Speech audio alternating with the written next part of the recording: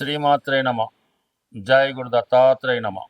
ఈ వీడియోలో మనం ప్రస్తుతం గురువు యొక్క గమనంలో గురుగ్రహం 2025 సంవత్సరం ఆగస్టు 12వ తారీఖున ఈ గురువు తన సొంత నక్షత్రమైనటువంటి పునర్వసు నక్షత్రం మీదకి ప్రవేశించడం జరిగింది.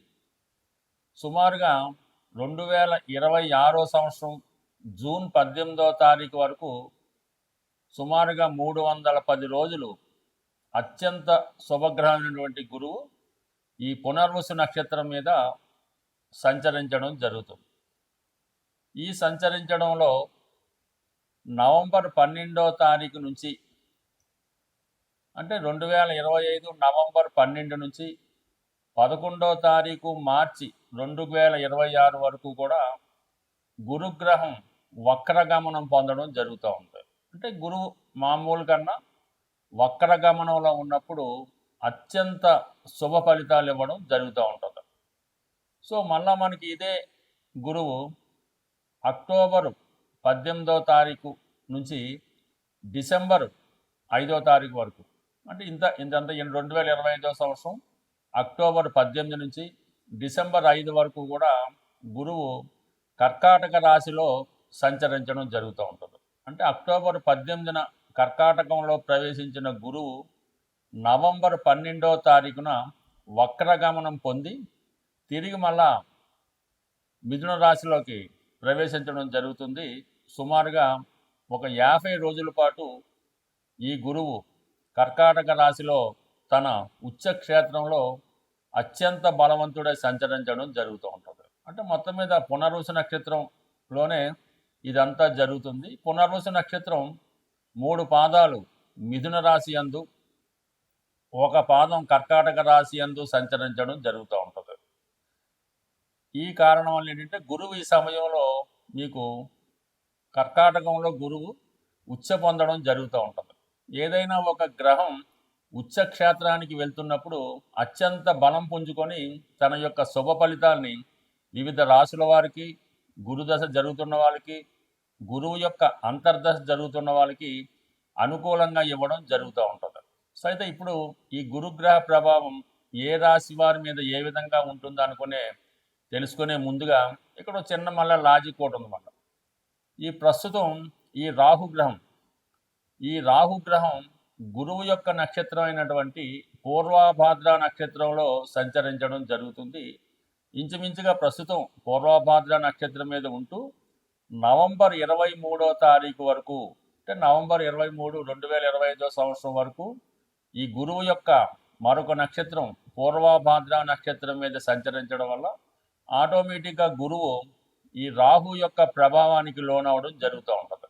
సో రెండు కూడా ఈ విధంగా ఒక కోణ దృష్టి ఈ గురువు మరి రాహు మళ్ళీ ఏర్పడడం వల్ల గురువు రాహు యొక్క ప్రభావానికి లోనవడం వలన కొన్ని ఫలితాలు జాతకుడికి అనుకూలంగా ఇవ్వడం జరగదు. అయితే 1-2 సార్లు ప్రయత్నం చేయడం వల్ల జరుగుతూ ఉంటుంది. కొన్ని కార్యక్రమాల్లో అంటే రాహుకి అనుకూలంగా ఉన్నటువంటి కార్యక్రమాల్లో గురువు మనకి అనుకూల ఫలితాలు ఇవ్వడం జరుగుతూ ఉంటుంది. ఏదైనా గురువు ఒక భావంలో ఉన్న ఒక స్థానంలో ఉన్న ఆ భావాన్ని ఎక్స్పాండ్ చేయడం జరుగుతూ ఉంటుంది. ఆ భావాన్ని బాగా పెంచుతూ ఉంటాడు అనమాట. ధనస్థానంలో ఉంటే బాగా ధనవంతుడు చేస్తాడు, సంతాన స్థానంలో ఉంటే ఎక్కువ సంతానాన్ని ఇస్తూ ఉంటాడు. సేమ్ రాహు కూడా అదే రాహు కూడా ఏ భావంలో ఉన్నా ఆ భావాన్ని తన యొక్క పద్ధతిలో అంటే తనదైన మార్పు సృష్టించే విధంగా పెంచుతూ ఉంటాడు. ఏదైనా ఒక అనెతికల్ ఉందనుకోండి, ఏదైనా ఒక అనెతికల్ అంటే మామూలుగా ఏదంటే ఒక చెడ్డ అలవాట్లు ఉంటే దాన్ని బాగా పెంచుతూ ఉంటాడు. ఒక వ్యభిచారం అవ్వచ్చు, ఒక స్మగ్లింగ్ అవ్వచ్చు, ఇవన్నీ కూడా రాహు యొక్క లక్షణాలు. రాహు ఏదైనా ఒక విషయాన్ని విపరీతంగా పెంచి మళ్ళీ సడన్గా దానివల్ల డౌన్ఫాల్ ఇస్తూ ఉంటాడు. సో ఇప్పుడు ఈ రాహు మనకి నవంబర్ 12 వరకు, రాహు నవంబర్ 23 వరకు మనకి ఈ పూర్వభాద్ర నక్షత్రంలో సంచరించడం వల్ల గురువు అప్పటి వరకు కొన్ని మిశ్రమ ఫలితాలు ఇస్తూ దాని తర్వాత నుంచి నవంబర్ 23 నుంచి ఇంచుమించుగా మనకి జూన్ 2018 వరకు జాతకుడికి శుభ ఫలితాలు ఇవ్వడం జరుగుతూ ఉంటుంది. అందువల్ల ఏంటంటే ఏ రాశి వారికి ఏ విధమైనటువంటి ఫలితం రావడం జరుగుతుంటుందని తెలుసుకునే ప్రయత్నంలో కుంభరాశి వారికి గురువు పునర్వసు నక్షత్రంలో ఆగస్టు 12 నుంచి 2026 సంవత్సరం జూన్ 18 మధ్యలో 310 రోజుల పాటు చేస్తున్నటువంటి ఈ నక్షత్ర సంచారంలో కుంభరాశి వారికి ఎటువంటి శుభ ఫలితాలు రాబోతున్నాయి అనే విషయాన్ని తెలుసుకునే ముందు కుంభరాశి వారికి మాత్రమే తీసుకోవాల్సిన జాగ్రత్త ఏంటంటే ఏ గ్రహం ఏ రాశి ఏదన్నా మనకి శుభ ఫలితాలు రావాలి, మనం చేసే మంచి ప్రయత్నాలకి ఫలితం అందాలంటే ముందుగా ఆ రాశిలో శుభగ్రహం లాంటిది ఉండవలసి ఉంటుంది. అంటే శుభగ్రహం ఉన్నప్పుడు మాత్రమే మంచి ఫలితాలు రావడం జరుగుతుంది. అదే రాశిలో పాపగ్రహాలు ఉంటే చెడు ఫలితాలు రావడం జరుగుతూ ఉంటుంది. మరి కుంభరాశి వారికి రాశి అందే రాహుగ్రహ సంచారం జరుగుతుంది. రాహు ఎప్పుడూ కూడా సంపూర్ణంగా గురువుకి వ్యతిరేకంగా ఉంటాడు. సాంప్రదాయబద్ధమైనటువంటి పెళ్ళిళ్ళు కాకుండా ఇంటర్ క్యాస్ట్ మ్యారేజీలు, అలాగే ఆహార విషయంలో అయితేనే, న్యాయాన్ని చట్టాన్ని గౌరవించే విషయంలో అయితేనే, తల్లిదండ్రులను గౌరవించే విషయంలో అయితేనే, ప్రతిదానికి చట్టానికి విరుద్ధంగా, ధర్మానికి విరుద్ధంగా, ప్రస్తుతం ఉన్నటువంటి వ్యవస్థకి విరుద్ధంగా ప్రవర్తించడం జరుగుతూ ఉంటుంది. అన్యమతస్థుల్ని చేరదీయడం, వాళ్ళ సాంప్రదాయాలు పాటించడం, వాళ్ళని ప్రోత్సహించడం, ప్రస్తుతం ఉన్నటువంటి ప్రభుత్వానికి వ్యతిరేకంగా పనిచేయడం, ఇవన్నీ చేస్తుంటారు. అందుకని ముందు వాళ్ళు దాన్ని కొద్దిగా మార్చుకునే ప్రయత్నం అనేది చేయాలి. వాళ్ళు మార్చుకుంటేనే ఇప్పుడు గురువు ఇచ్చే ఫలితాలు ఈ రాశి వారికి అందడం జరుగుతుంది. లేని పక్షంలో ఒక విధమైనటువంటి గురుచండాల యోగం యాక్టివేట్ అయి జాతకుడు ఇంకా కొంతవరకు ఇబ్బంది పడే సూచనలు ఉన్నాయి. కాబట్టి ముందుగా ఈ కుంభరాశి వారికి గురువిచ్చే మంచి ఫలితాలు పొందాలంటే వారిని వారు సంస్కరించుకొని మనం ఏ వ్యవస్థలో ఉన్నామో ఆ వ్యవస్థని గౌరవించి అక్కడ ధర్మాన్ని పాటిస్తే ఆటోమేటిక్గా మంచి జరుగుతుంది, గుర్తింపు వస్తుంది, దైవ సంకల్పం, దైవ అనుభూతి, దైవ అనుగ్రహం కూడా కలుగుతూ ఉంటాయి. సో ఇది ముందు పాటిస్తే మరి గురువు ఇప్పుడు 5వ స్థానంలో సొంత నక్షత్రం మీద మారడం వల్ల కంప్లీట్గా ప్యూర్ ఫలితాలు ఇవ్వడం జరుగుతుంది అన్నమాట. అంటే ఇంక వేరే గ్రామ సంబంధం లేకుండా డైరెక్ట్గా, అంటే మధ్యలో పూజలు గట్టా లేకుండా డైరెక్ట్గా మీకు దైవం వరం ఇచ్చినట్టు ఉందన్నమాట. అంటే 11, 2 భావాలు మీకు అనుభవంలోకి వస్తాయి. అంటే ఒక మనిషి జీవితంలో ధనస్థానం, లాభస్థానం బాగుంటే ఎంత తుఫాను వచ్చినా ప్రపంచం అల్లకల్లోలమైనా ఏం పర్వాలేదు. అటువంటి లాభస్థానం అంటే జాతకుడికి ఫుల్ఫిల్ అవుతూ ఉంటాయన్నమాట. తను ఏదైతే ఆశిస్తున్నాడో, దేని కొరకైతే పని చేస్తున్నాడో అది జాతకుడికి రావడం జరుగుతూ ఉంటుంది. అలాగే కుటుంబం, ఎవరైనా కుటుంబం కోసమే కష్టపడుతూ ఉంటారు. ఆ కుటుంబంలో ఉన్నటువంటి పెండింగ్ పనులు ఏమైనా ఉంటే పెళ్ళిళ్ళు జరుగుతాయి, కుటుంబ ఆదాయం పెరుగుతుంది, బంధువులు కలుసుకుంటారు, దూర బంధువులు వస్తూ ఉంటారు, మీ వాక్కుకి విలువ పెరుగుతూ ఉంటుంది, సాంప్రదాయంగా గౌరవం పెరుగుతూ ఉంటుంది. ఇవన్నీ కూడా ఈ 2 భావాలు యాక్టివేట్ అవ్వడంతో ఇంచుమించుగా మీకు ఈ సమస్యలు, చాలా సమస్యల నుంచి బయటపడతారు. అంటే గతంలో కూడా గురువు మీకు 5వ స్థానంలో ఉన్నప్పటికి కూడా అప్పుడు వేరు వేరు నక్షత్రాలు ఉండడం వల్ల ఈ ఫలితాలు మీకు రాలేదు. ఇప్పుడు ఈ నక్షత్రం మీదకి ఎదిగి పునరుసు మీద రావడంతో ఆటోమేటిక్గా మీకు మంచి ఫలితాలు రావడం జరిగాయి. ఇంకా దాని తర్వాత ఏంటంటే మీకు ఇదంతా కూడా అక్టోబర్ 18 లోపు చాలా వరకు ఈ సమస్యల నుంచి బయటపడితే అక్టోబర్ 18 నుంచి డిసెంబర్ 5 మధ్యలో మళ్ళీ మీకు కొద్దిగా గురువు 6వ స్థానంలోకి వస్తాడు. అంటే ధనాధిపతి 6వ స్థానంలోకి వచ్చినప్పుడు ఉద్యోగంలో ప్రమోషన్ రావడం, మంచి ఉద్యోగ అవకాశాలు రావడం, ఇంటర్వ్యూల్లో నెగ్గడం, పోటీ పరీక్షలో విజయం సాధించడం, శత్రువులు మిత్రులుగా మారడం, ఆరోగ్యం బాగుపడే ప్రయత్నం చేయడం జరుగుతుంది. అంటే 6లో ఉన్నటువంటి గురువు 12 వీక్షిస్తుంటాడు, రుణాల నుంచి బయటపడతారు.